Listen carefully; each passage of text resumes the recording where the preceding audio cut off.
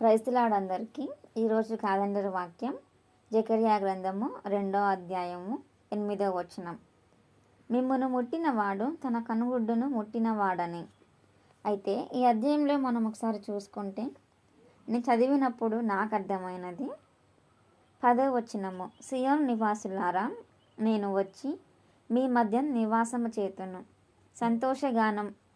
సంతోషముగా నుండి పాటలు పాడుడి, ఇదే యెహోవా వాక్కు. ఆ దినమున అన్ని జనుల అనేకులు యెహోవాను హత్తుకొని నాకు జనులగుదురు.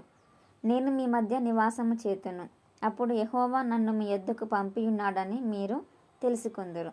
13. సకల జనులారా, యెహోవా తన పరిశుద్ధమైన నివాసము విడిచి వచ్చుచున్నాడు, ఆయన సన్నిధిని మౌనులై ఉండుడి. ఈ వచనాలని మనము 2 విధాలుగా చూసుకోవచ్చు.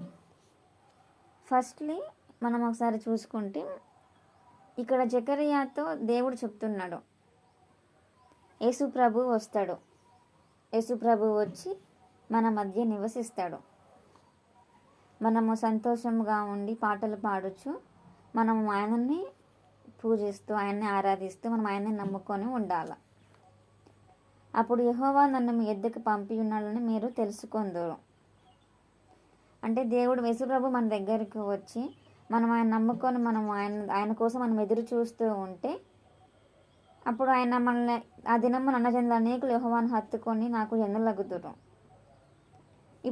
ఇప్పుడు ప్రజెంట్ అయితే ఈ మనకి పాత నిబంధనలో యెహోవా ఓన్లీ ఇజ్రాయేలుని మాత్రం తన ప్రజలుగా అనుకుంటున్నాడు.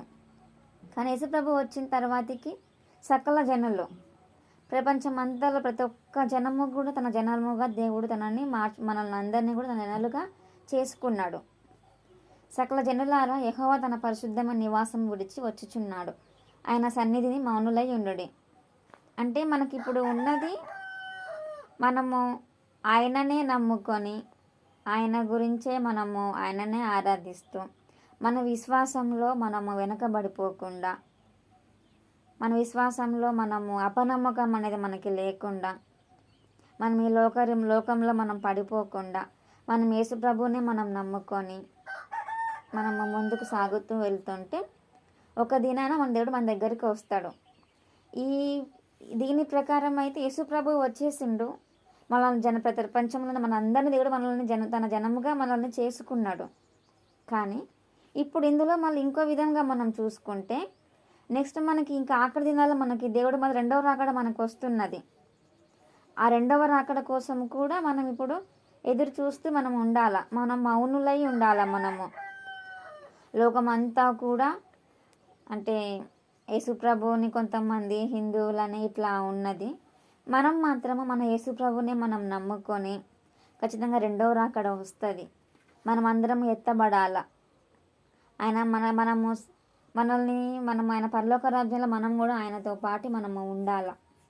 అలా దానికోసం మనం ఎదురు చూస్తూ మనం సంతోషంగా ఆయన పాటలు పాడుతూ మనము ఉండి మనం మౌనంగా ఆయన కోసం మనం ఎదురు చూస్తూ ఉండాలి. ఇదే ఆయన మన దగ్గర నుంచి మనం ఆయన కోరుకుంటున్నాడు.